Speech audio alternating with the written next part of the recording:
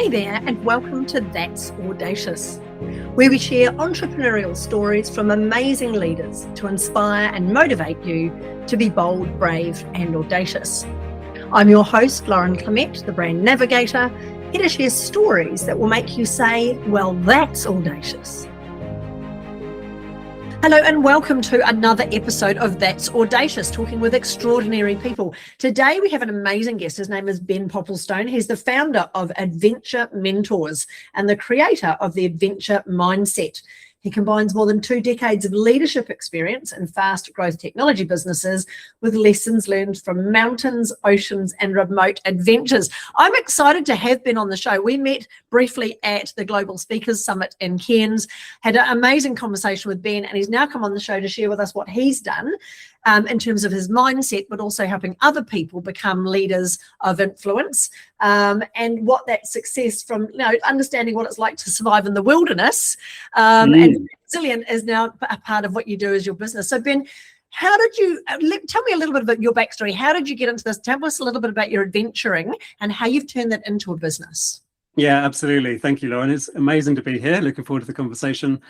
Ben Popplestone, founder of Adventure Mentors, and predominantly I work with leaders and organizations who are looking to build high-performing teams, particularly in high-pressure environments and fast-growth environments, without burning their people out, so that they can build both fast and sustainable growth. And so, as you mentioned, I do that through what I call the adventure mindset, which essentially brings 2 halves of my life together. That's over 2 decades of corporate leadership in the technology space, fast growth, high pressure, and then a parallel life of chasing and experiencing adventures outdoors. So mountains, ultra trail marathons, spearfishing with sharks, all of that sort of stuff. And what I've found, I guess, is that the principles I've picked up in the outdoors, in the adventures outdoors, what keeps you going at 4,000 meters on a summit is exactly what leaders need today. And so that's what I do. I use those principles to help others now.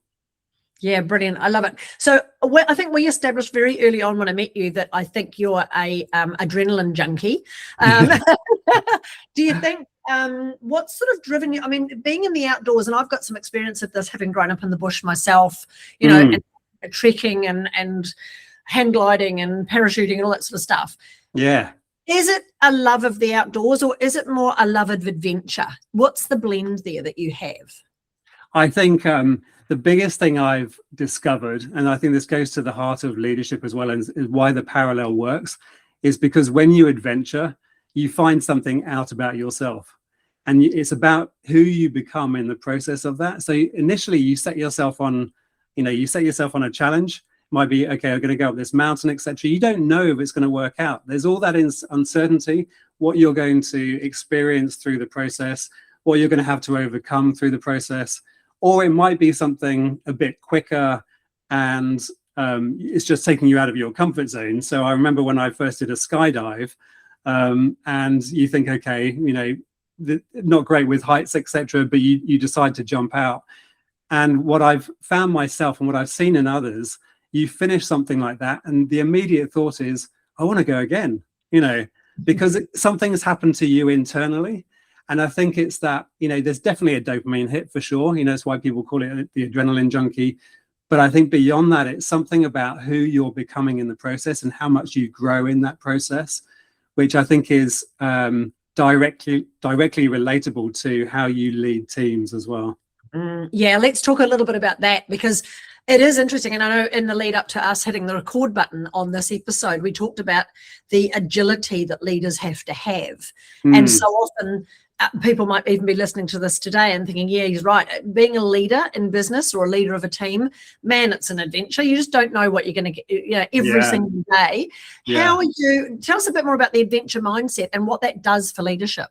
Yeah, absolutely. So the adventure mindset, I've got a framework which I describe it as the 5 C's. So the first one is curiosity.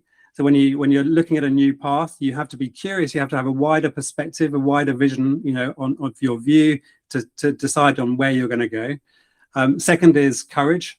So when you've decided on a new path, to actually take the first step and to move into that when everything feels unfamiliar, you do need some courage to do that. And then third is creativity. So you're in the middle of an adventure and you get hit by, storms or whatever happens, something comes from left field. You need a level of creativity to problem solve your way through that. Then you need commitment. So you're on a mountain, head down, in the middle of the climb, trudging upwards. The peak has disappeared from view and you can't see it. You need that commitment to really keep going and to stay the course. And then the last one is connection, because connection with other people, connection to something bigger than you is what makes it all worthwhile. So if you take that adventure mindset and you've got these storms going on around you, things happening in left field, you've got headwinds that you're battling against, etc. There's something that drives you forward, expands you into places which you haven't even considered before, that can really determine, a future which is going to be better than potentially than you'd anticipated. And then if you learn that yourself, you can pass that to others with what I call the guide mentality. So you can help others stretch their capabilities. But if you look at what an outdoors guide does, is they do two things really well. They stretch the capabilities of the people that they're with. And to do that, they need to know their existing capabilities and how they can move them into something else. But they also keep them safe. So it's not about just being reckless, but it's about safety. And in the workplace, that's psychological safety and how you stretch people into new capabilities. And when you do those two things and people realize you're being stretched, but you're also safe to do that, then you give your commitment, you give your trust, and suddenly you've got a team that is thriving and thriving with their soul engaged rather than selling their soul just to survive. Yeah, brilliant. I love that.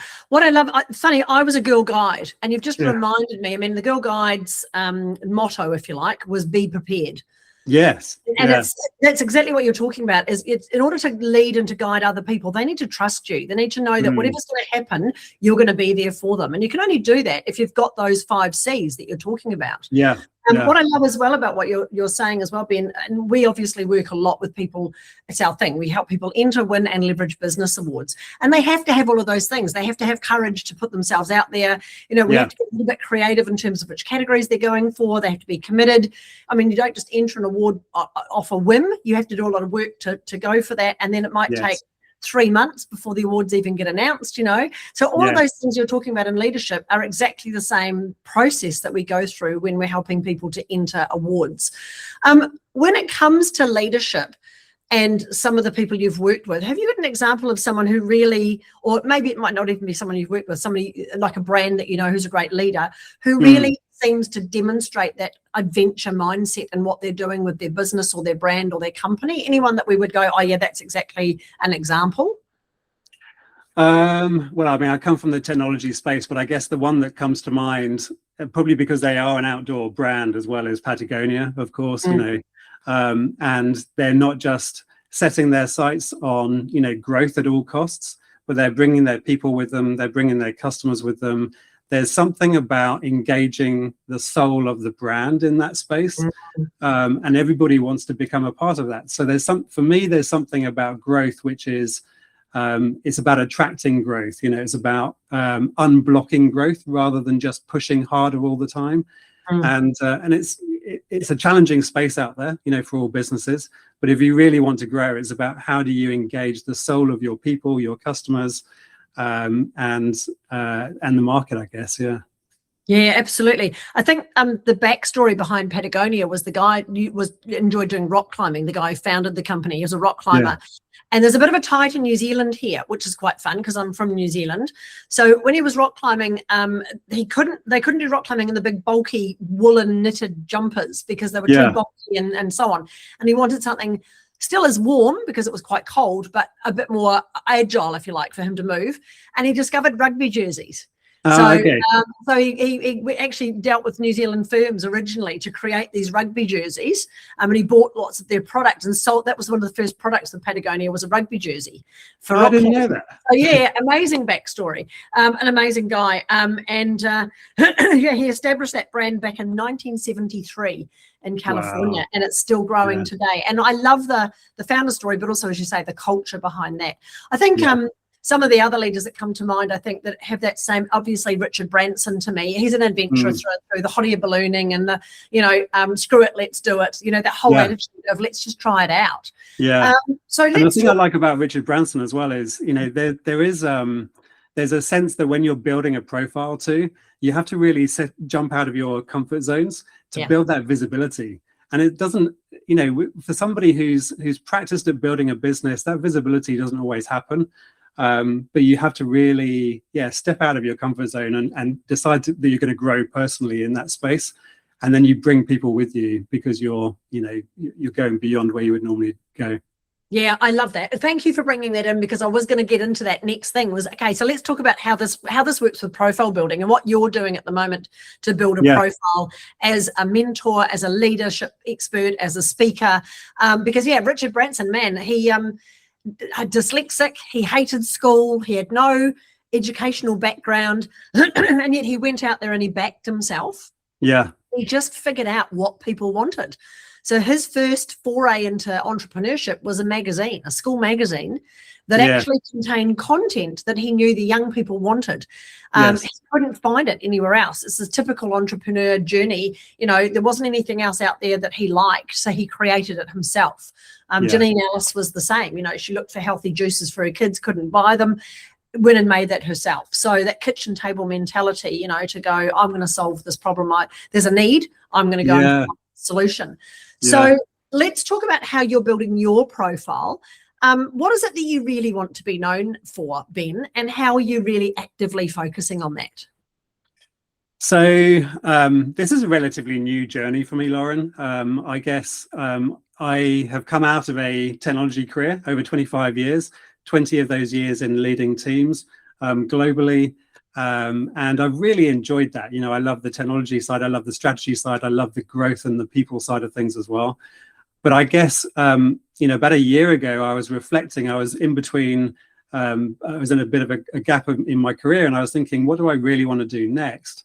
And it was a consideration for me. What came to mind was actually, the two halves of my life really do fit together.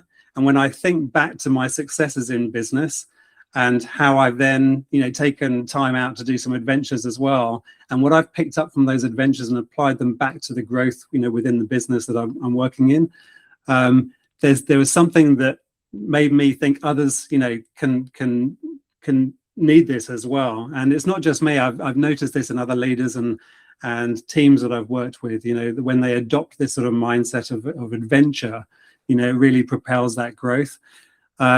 So currently I'm consulting with businesses, running some workshops on how they build, their team growth, etc., how they engage their people more. I'm doing coaching with leaders and execs around how they can build that adventure mindset and strategize, within their frame of business as well. And I'm starting to do some speaking too. And that's been a really good thing for me. I think what I found is the adventure stories that I've got, from outdoors, can really then be applied into business frameworks. And so what I want to be known for, I guess, is bringing the adventure stories to business frameworks and really underline that parallel. I think the thing that would define my success, and this may be a little way away, but it's a horizon for me, is when companies start to have adventure as one of their values, one of their corporate values. And I haven't really seen that so far. But I think that would, for me, would define that the adventure mindset has landed.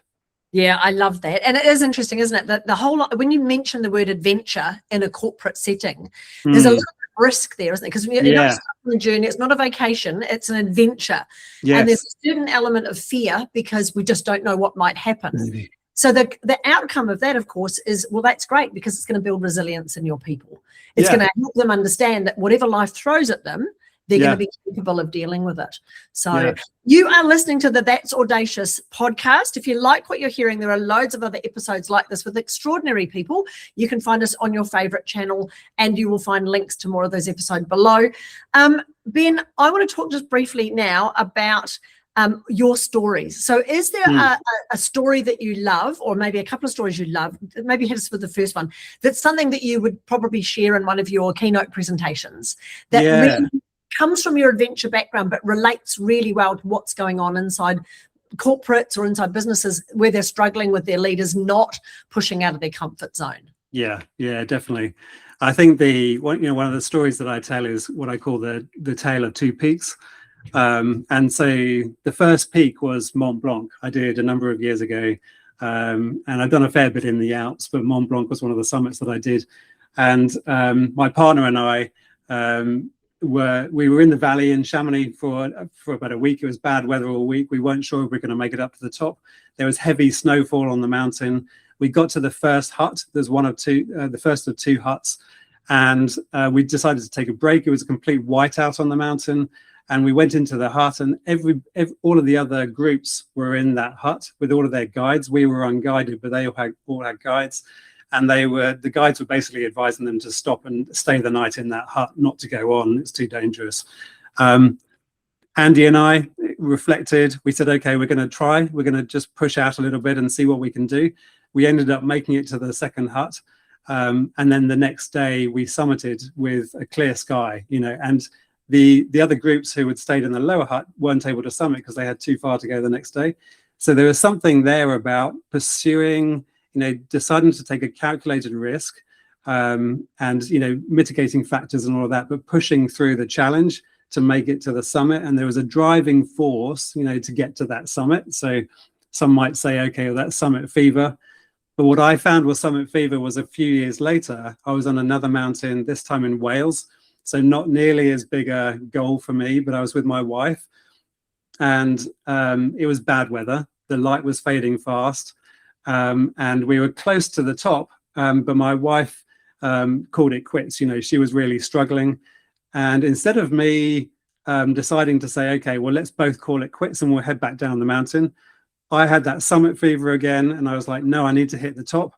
I left her on the side of the mountain, and it took me a longer time than I expected to get to the top and get back down to her. So by that time it was dark, and she was in bits, and I, had done a lot of damage to the relationship, So I think there's a sense that you can really over focus on the targets, on KPIs, on that objective, and leave your people behind.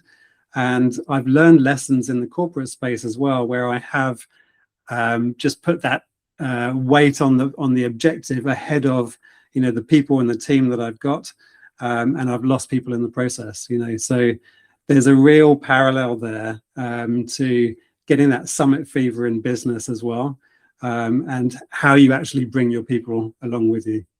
I love it. Summit fever, and that real balance of risk and reward. It's something that leaders are probably grappling with just about every day. Yes. And encouraging their people rather than pushing them, at the same time not losing sight of taking the whole team along with you, rather than going, hey, we made it, I'm up here, good luck everybody else. So, because is that a sign of a good leader? Do you think that it's not a question of always being in the front? It's more a question of how do we all get there together? Is that a big part of what you've achieved with your adventures as well? I think so. And I think there's always a time when you're going to have to call, particularly in business. I've had to make some tough calls around, can we actually bring everybody with us on this? There's always going to be some of that tough call. But when you're on a mountain or when you're in a business, you do have to focus on your people, on the safety of your people. That's paramount. And then if you're focusing, what I've found is if you're focusing on their success, your success will come. If you focus on the objective ahead of their success, you're basically pushing them harder and harder, and they burn out in the process because you're not really conveying that overall purpose. Whereas when you ignite their passion, you build them with purpose, they basically give you everything that they've got, then your results will come. So it's just turning it the other way around, focus on your people and allowing them, unblocking them to succeed for you. Yeah, absolutely. And it comes right the way back to Richard Branson. That's exactly his approach with Virgin, isn't it? He doesn't do much in terms of, he never really focused on the customer service side of things. Yeah. He said, if you look after your people, they'll look after the customers. That's right. That knock-on effect. Yeah, brilliant. Now, we are at the end of this fabulous conversation, although we could talk for hours, I'm sure. I have a question for you, which is one I ask all of my guests. Ben, if you could go back in time to any time in your life and give yourself some advice that would help you for where you are today, what would that advice be?